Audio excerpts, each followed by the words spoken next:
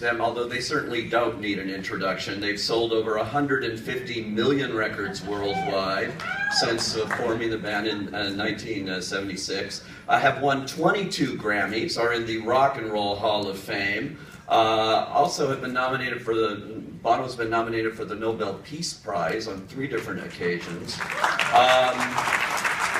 They are also Golden Globe winners, Oscar nominees for songs they've written for films in the past, including Gangs of New York, The Hands That Built America, for which they won a Globe, and this year they are nominated for the song they have written for Mandela, Long Walk to Freedom, which is a terrific song you just heard called Ordinary Love.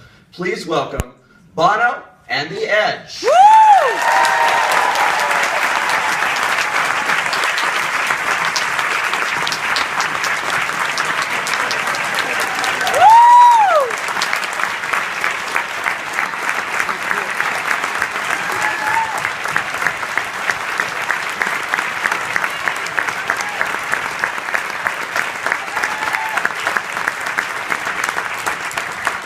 All right, well, welcome to Palm Springs, and I should mention too that last night Bono and the Edge received the Sonny Bono Visionary Award here at the festival.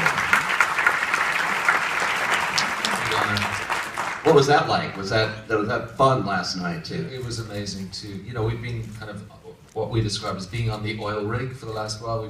We've been in a recording studio working very closely with a very small group of mostly males. So to come out to such a glamorous event with the red carpet and all these beautiful ladies in their amazing dresses and the photographers and everything, it was really, it was kind of overwhelming. We suddenly, oh, I remember this now, yes. We don't get out much. No. It was lovely. It was great, very well deserved too, and interesting. Sonny Bono shares sort of the same spelling of your name, different. It's actually very hard for me to say Bono, almost impossible. And in this town, the Edge. I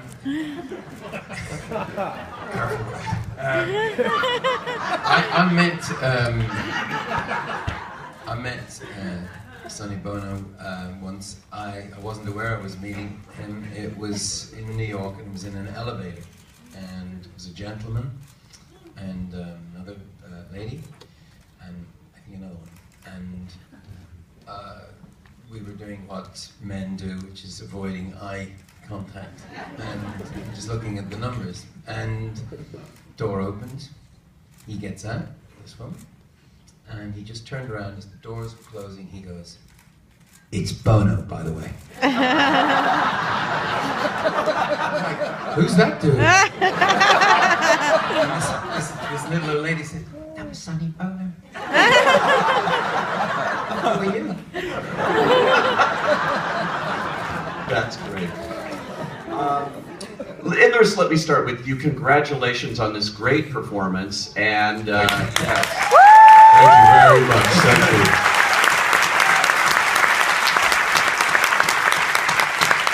And I imagine there were all sorts of challenges going into this. First of all, the physicality. You don't look like Nelson Mandela. You don't think? No. Can you talk about taking on this role and the challenge that it presented to you? Yeah, Justin Chadwick was very, immediately when I met him, he said, "Look, we're not going to do the looky like Mandela film. That's important. The most important thing to him in this film was the presence of the man, which is a very hard thing to capture and a very important component to capture for a film about Nelson Mandela. So that was my sort of focus point in terms of, preparing for this role.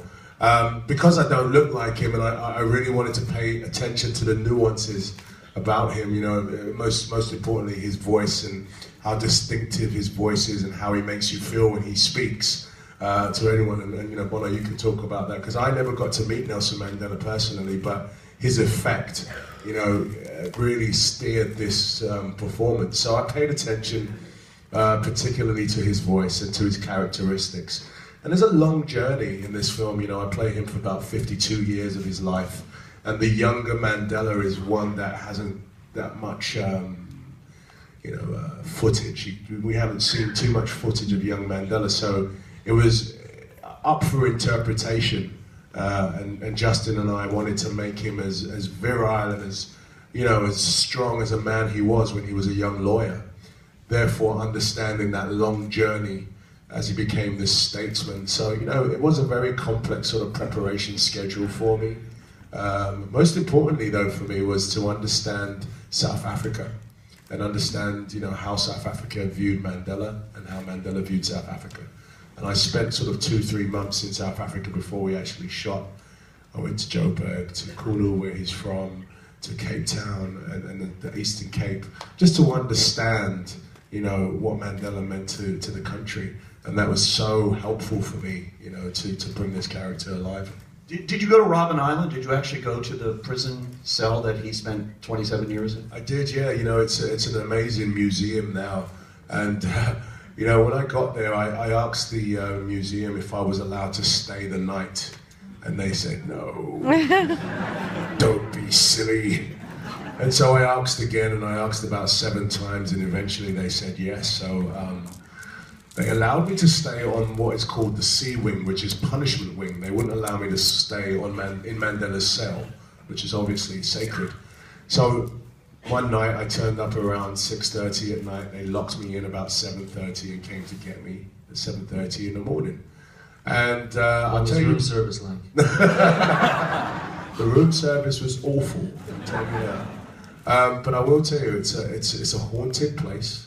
It has a lot of history, and the spirits surround it.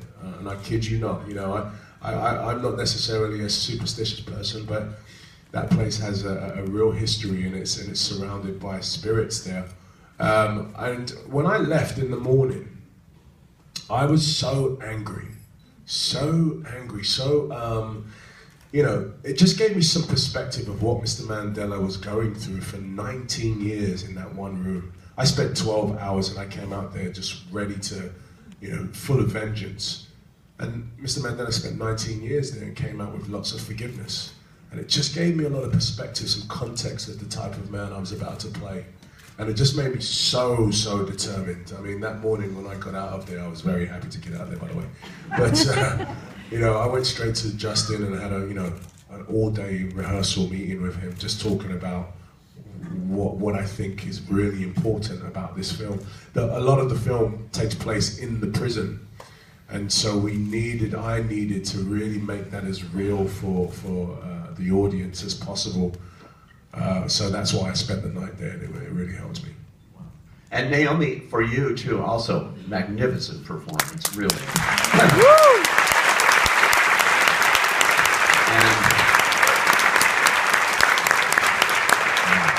And you had Winnie Mandela to deal with, actually, and I'm going to ask you what she thought of it, but first, how intimidating is that for you to shoot in South Africa, in all those places, and know that Winnie Mandela is alive and watching? It was hugely intimidating. I was absolutely terrified about taking on this role.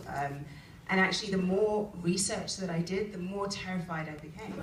Because there was just these completely different views about who this woman was. Some people wanted her to be seen as Mother Africa, this kind of saint. And then other people totally demonized her. And I knew that she had to fall somewhere in the middle of all of that, because no one's either saint or sinner. We all live in the grey, and we're all incredibly complex. And the challenge that I had was to kind of, develop empathy for the demonized part of her, and bring understanding to the saintly parts of her, and to kind of create a cohesive character out of the two. And so when I had the opportunity to sit down and have dinner with Winnie, the question I really wanted to ask her was, how do you see yourself? Which camp do you kind of think you fall into? And she was incredibly generous, because I thought that she would say, well, of course I'm Mother Africa, and portray me as this kind of saint. But she said, look, the most important thing is you do your research and you portray me honestly and truthfully. So she handed it back to me, and she said, I had basically free range to create her as I saw fit, which was even more terrifying in a way, because there was no kind of direction. But it it was incredibly liberating, and to have that opportunity, that challenge to really portray this woman in a way that I felt she hadn't been portrayed before. And it was such an honor to see her, you know, at the South African premiere, and she was there with the Mandelas and with her daughter Zinzi, and they were in tears by the end of the movie. And you know, she says that's the first time that she felt that she's been properly portrayed on screen. So it was a huge honor. Yeah. When we had that meeting with Winnie Mandela together, and we arranged this dinner, and when she saw me, she said, "My husband!" and she came up and she kissed me on my lips. I was like, right, I don't need to do any more studying, I'm okay, I've got this role. That would be the saint side of her.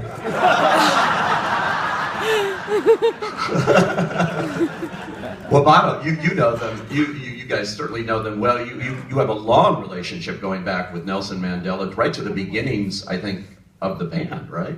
When did you first meet? Our earliest involvement with the anti-apartheid movement was when we were students, and we just started the band. And in Ireland, because probably of our history, the Irish people really became very involved in the anti-apartheid movement across all political parties and all parts of the society. And in fact, they were so welcoming of some of the ANC exiles that some of them ended up taking posts in Irish universities.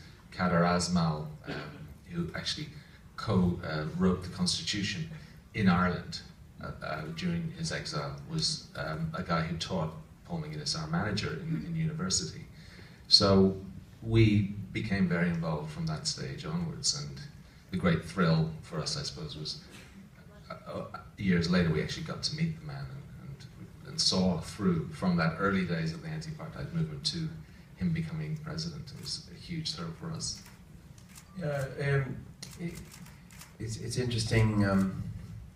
I think the most memorable photograph from the memorial, actually just a few weeks ago, being in South Africa to say goodbye to him, was of Graça Machel, his present wife, and indeed Winnie Mandela comforting each other. It's an amazing photograph. And I was completely staggered by Winnie Mandela standing by your portrayal of her, and that she turned up at the premiere. And that actually made me rethink my own view of her, and I think she's an extraordinary woman, and I think, I don't know what went on there in the chemistry between you, but I think that's a very historic performance, and she's standing by it, it's huge. And you know, as regards Idris not looking like Mandela, Madiba saw the movie, if not the whole movie, but he saw that end section that you saw where he's walking in Kuna. And he looked up and he said to Anand, the producer, he said, "Where did you get that? That's me." And so I think That's very good. Betrays himself. He betrays himself because for somehow you took the essence of him. And that walk, that very special loping walk, and in the hills. I also was on Robben Island with Edge, with Mandela, and most of the time with him, he was always playful and funny, and he would talk about writing, and he loved words. And in fact, in the song, as I was telling you, Pete, we were very influenced by the love letters of Nelson to Winnie Mandela. They're beautiful love letters. You can read them online. That influenced the language that we used in the song. But being on Robben Island with him was the only time I saw him choke up. And he was talking about his life in that cell. And he felt those, whatever you would call them, those spirits, that he had a chill. And I was writing about this, and he was on the island breaking rocks, salt, and it's not well known, but he lost his tear duct, the use of his tear ducts. So he couldn't cry. So you think of this type, you know, this huge character, not just for South Africa, for Africa, but for the world, who went through all these extraordinary times, but he was physically unable to cry until he had an operation in the early 2000s he couldn't cry. That's an interesting thing. And so not sentimental, you know, very stoic and humorous. And I think you caught him unbelievably well. That's quite an endorsement because you knew him well. And the song Ordinary Love is also not what you might expect for this kind of film. It's a much more intimate song, and it's really about their marriage in a way. It's using an image, a central image, and it's always true. You know, the human heart is more complex than any political situation. And as they were losing their sort of their own sweetness together and the sort of their domestic relationship, when he came out of prison, they couldn't rekindle that. So it was the song "Ordinary Love" is really about common decency, and Mandela was he didn't want his people to become a monster in order to defeat the monster of apartheid, and so it was an appeal for common decency in the land, but he was also appealing for it in the marriage, and it's actually an optimistic song in the sense that you know, that's why I think it sticks the knife in, because it doesn't work out for them, but it's his appeal to her. We can't go on any longer if we don't have this ordinary love, because you know, it's extraordinary love is normally the stuff of movies and novels and stuff, but I want to write a song about ordinary love. I think also to try to approach the politics head on, you know, the monumental scale of his own sacrifice and what was at stake during his time in prison would have been really hard. And I think by concentrating, as the film does, really on the human side of this tale, in a way I think it's a much more fulfilling and emotional song as a result. I think It surprised me, Idris. Yeah, to speak to that, to the other side of Nelson Mandela that is shown in this film. Yeah, no, I just wanted to say that I think yesterday you summed it up amazingly when he said the alternative name for this film could have been called The Mandelas. I think that's what you said. I tried to pitch it to Justin. I made sure Harvey was out of the room, because it's not just a historical drama. It's this extraordinary relationship. I think that was the genius of it. So. Yeah, no, absolutely. And you know, with a man like Mandela, who is a global citizen, it's really it's a huge task to compress that into a movie. There's so much that was left out of the movie, and there's so much we could have obviously put back in and put in. But I think the lens that we chose was to try and humanize Mr. and Mrs. Mandela, and the politics. You know, that's a completely separate film, if you ask me. The South African politics, the nuances of apartheid, that's a completely separate film. But it was important for us, I think, to sort of humanize Mr. Mandela for the audience, because he is so saintly and almost untouchable for most people, especially now. With his legacy, this film sort of helps the audience sort of put a feel and a texture to who he was. I mean, the timing of this film is uncanny. You were at the London premiere, and word of his death came right at the end of that premiere, which is extraordinary. Yeah, that was you couldn't write that, or couldn't really understand it's an emotional film, and most people after seeing the film just need to sit for a second,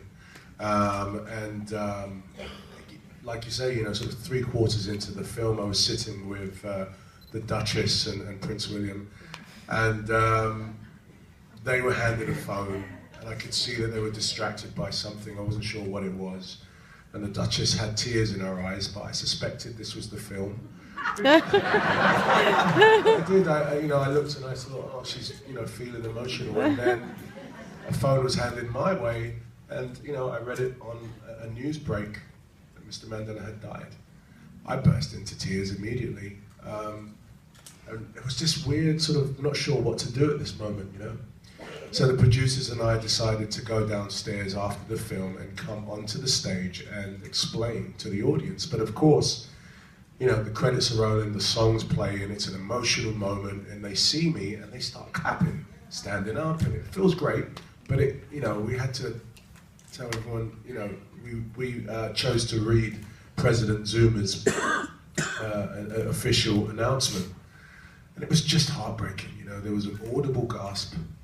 You know, people were, I guess, reminded of who Mr. Mandela was, and then at the same time told of his passing. It was just a very, very, you know, it gives me chills even speaking about it now.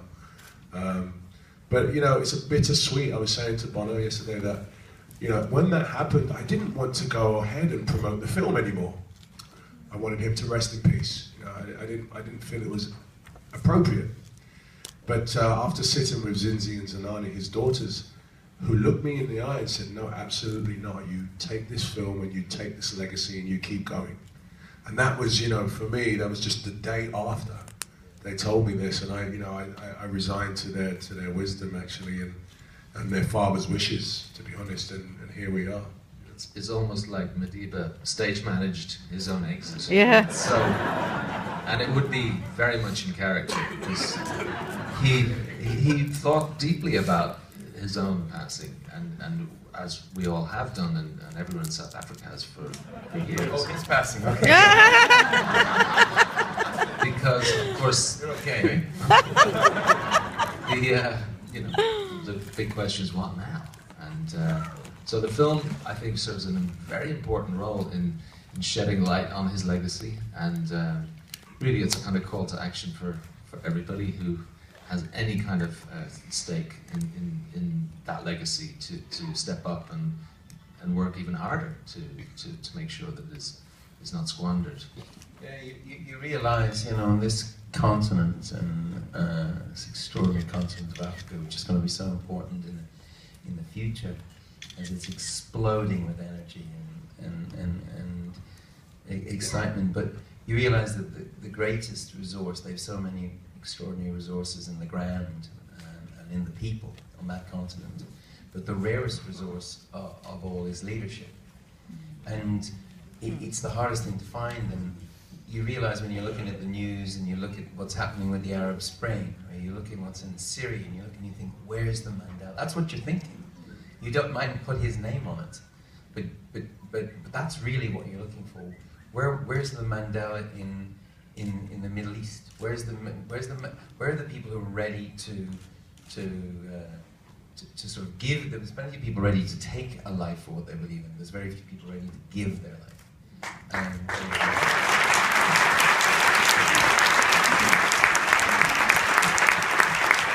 And I would also refer you to go check it up on the internet. Bono wrote a beautiful essay. It's on Time magazine. Yeah, really interesting to read. You want to check out. And I want to see if you guys have any questions for anybody. And okay, right here in the front row, go ahead. I'll repeat it though so they can hear it in the back. Bono, as a person living with HIV, I want to thank you for championing our cause. And I'm wondering what you would say about how everyone in this audience can do their part to end stigma against people living with HIV. Okay, if you didn't hear that, he's just thanking Bono for championing his cause. He's living with HIV, and he's wondering what can be done to end the stigma against people with HIV. Stigma is a big deal. It was two reasons why people didn't come forward to get treated. If you lived outside of the rich nations, it was because there's no point in coming forward because you couldn't get the drugs. So what's the point? But in the US and in Europe, people just couldn't deal with the stigma. It was the film community, really. It was the music community in the United States and in conjunction with activists, presumably like yourself, that turned things around here in the US. And you lost, 650,000, and maybe more, people here in the United States to this tiny little virus. And one of the reasons why they didn't catch it on time was because of stigma. And people didn't want to deal with it. They buried their head in the sand. In South Africa, you had a leader of Thabo Mbeki who again, he didn't want to believe that this disease exists because he had other things on his mind. And so stigma is the key thing, for people to be able to come out and have an AIDS test. Enter Nelson Mandela. He loses his son to this disease, and he starts then to campaign outwardly. And I think, I'm remembering this, he had an HIV test himself to show people, not to fear. Yes, right there. I just wanted to add a quick PS to that we're launching a campaign here in the Coachella Valley called Get Tested Coachella Valley. And we want it to be the first place anywhere in the world to really bring an end to the HIV epidemic by everyone getting tested. So that's all. Good point. Yes. Just saying, it's no time to rest. You know, to be complacent. It's returning in certain communities. It's a devilish little virus, and so education and people taking care when they have sex is still really important. But guess what? The United States is leading the rest of the world by a gallop on fighting this disease. And when it is finally, when the earth is rid of it, which we'll see, might be 10 years, might be 20 years, but we will see that day. The United States will know that it let it. You people, American taxpayers, have done this, and you should be, you're always beating yourself up, but just for once, just saying, it's great to be in America.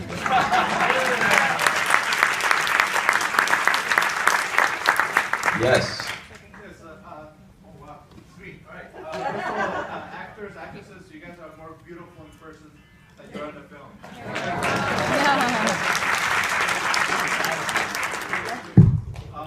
Bono, Edge, Mr. Gibson, Much taller in real life.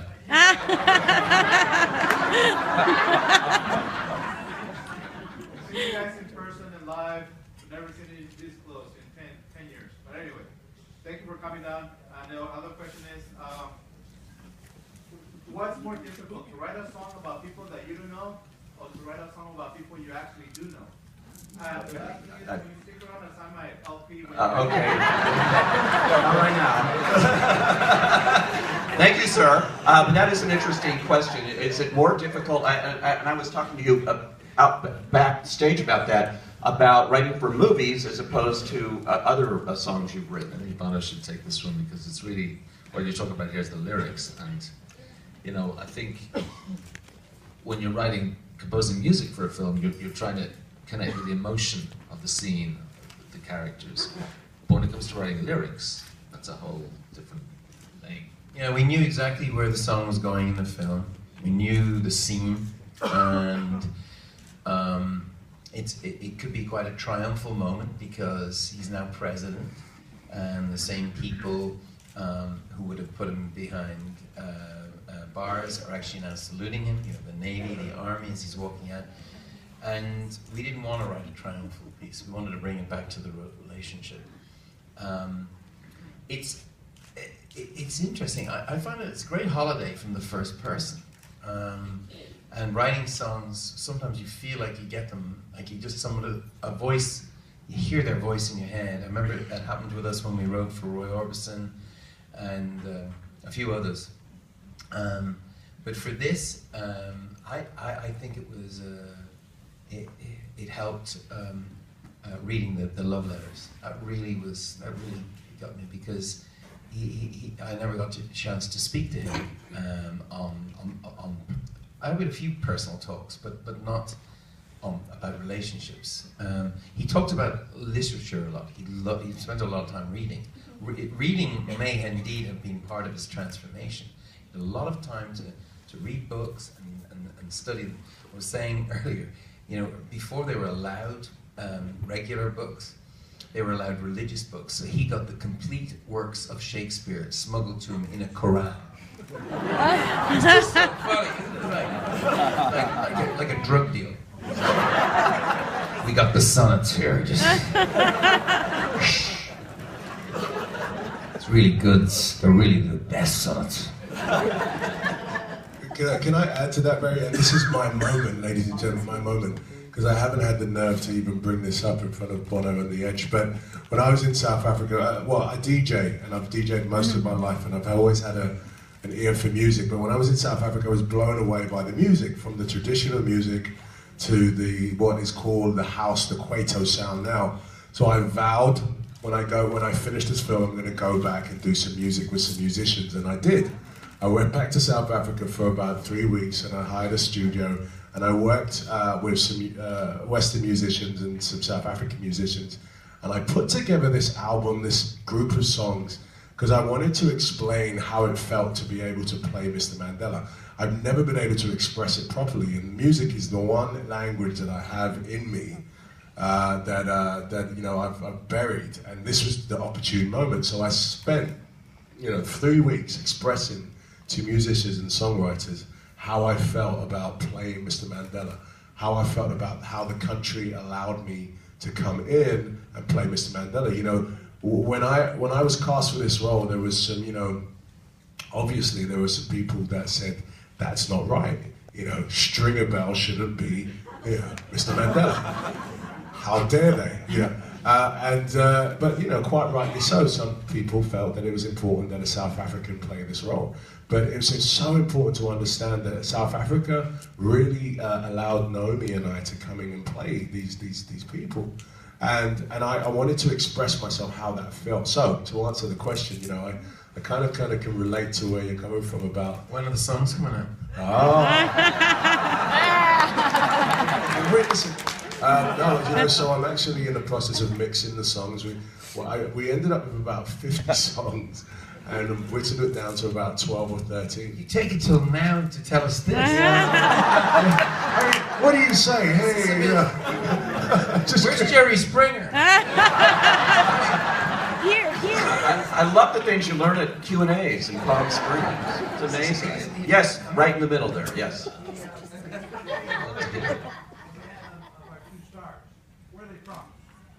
Where are you from? Yep. So myself, I'm born in England. My parents are from the West Africa. So my dad's from Sierra Leone and my mum's from Ghana. You name it. And I was born in London, but my mum's from Jamaica and my dad is from Trinidad. Oh, wow, and we know where you guys are from. It looks like the moon around here. Okay, yes, right there. Africa is the cradle of mankind. We're all related. And Bono, you said something about things will be exploding out of Africa. What did you mean by that? What do you foresee? Well, I think people are closer to the continent than I am, but I can just tell you the statistical information on it, which you may not be aware of. By 2050, the continent of Africa will double the size of the continent of China in population. So from about 2 billion in Africa to about 1.2 in China. So when people talk to you and they say it's all about China, this is China's century, they are wrong. It's going to be Africa's century. And if you don't believe me, just ask the Chinese, because they're all moving to Africa. The largest single diaspora of recent times is there's 1 million Chinese living there. Why are they there? They're there because they want to do business, and they're there because they realize that the most extraordinary riches are under the ground.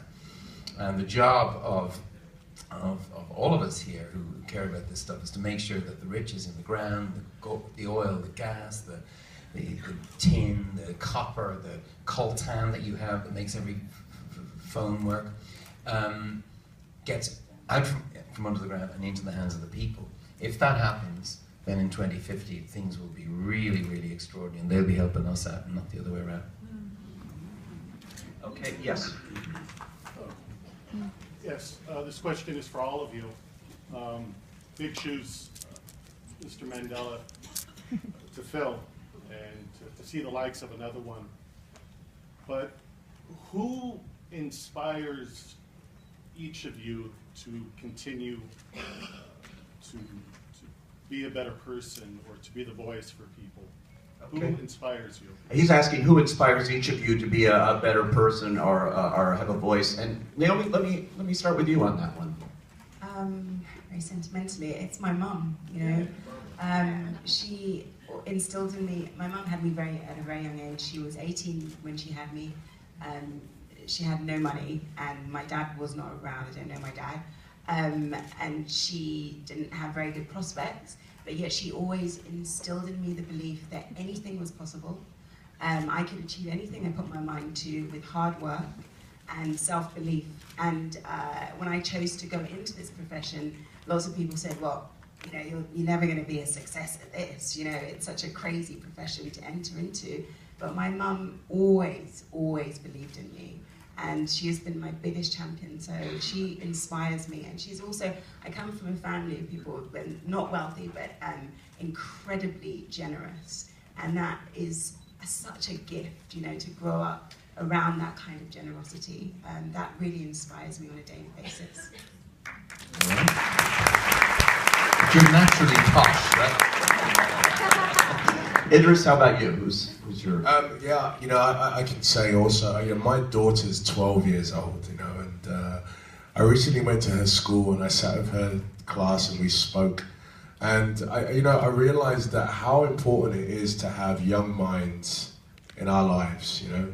Young minds, because young minds can be still guided, you know, and influenced in a really interesting way.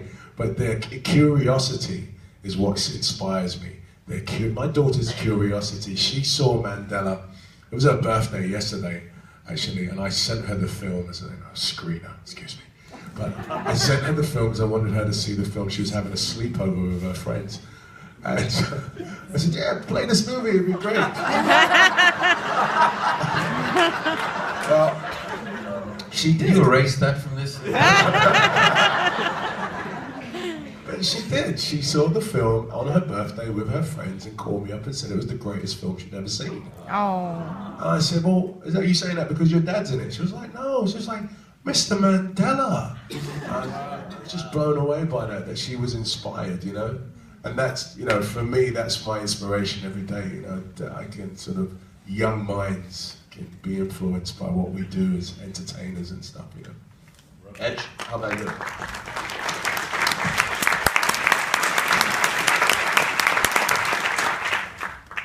I think, for me, it's a series of people that are my kind of go-to heroes when it comes to doing what I do. And it's the people like Bob Marley or John Lennon, Jimi Hendrix, who were able, I think, to bring into their work not just the artistry that you associate with their music, but also a far deeper wish to bring in a spiritual element, a political element, and to see that the world is much more malleable than we imagine. So when John Lennon decided to take on the Vietnam War, he did so firmly believing that he could make a difference. And indeed, I believe he did. And not just him, but so many other activists of that era managed to change the tide. And that war ended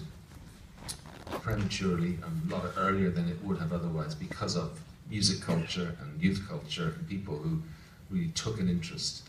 And Bob Marley was hugely influential for us because he did the same in Jamaica. He saw there was an opportunity to bring opposing political forces together and in a very meaningful way actually change the course of Jamaican history. So we, as young musicians, took from these individuals this sense that it's not a case of, the artist is shut out of the process. You can actually exert a huge influence if you go about it in a positive way. And what about you, Bono? I'm gonna pick another truly great musician. Somebody who blows my mind on a daily basis. I want to pick The Edge. Yay!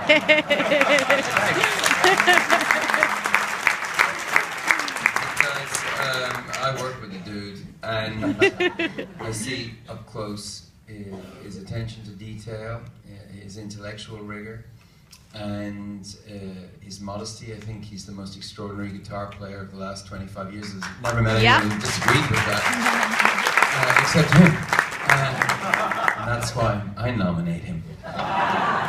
That's nice. And I think on that note of the inspiration and what inspires you, I think this movie will inspire a lot of people as well. And I want to thank everybody here for coming out today and sharing their thoughts on Nelson Mandela and Mandela. Thank you.